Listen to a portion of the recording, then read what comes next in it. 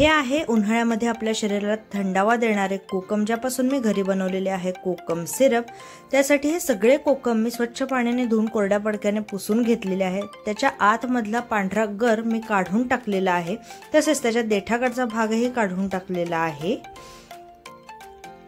आणि अशा त्याच्या वाट्या तयार झालेल्या इथे घेतलेली आहे साखर, मीठ आणि काचेचा बाउल।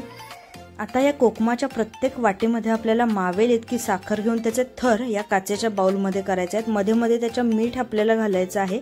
हा बाउल आपल्याला पांढऱ्या कपड्याने कव्हर करून उन्हामध्ये ठेवायचा आहे। साधारण 3 दिवस मी हा सेटअप उन्हामध्ये ठेवलेला आहे। त्यानंतर इतकं सुंदर त्याला रस सुटलेला आहे। त्याचा कलर, टेक्स्चर कोणतंही प्रिझर्वेटिव्ह न वापरता घरी तयार केलेलं हे कोकम सिरप आहे, जे 3 ते 4 महिने फ्रीजच्या बाहेर आरामात टिकतं। अगदी छान। आता त्याचा आपण सरबत तयार करूया। त्यासाठी मी एका ग्लासमध्ये बर्फाचे खडे घेतलेले आहेत, थोडंसं मीठ आणि पाव चमचा जिरेपूड घेतलेली आहे।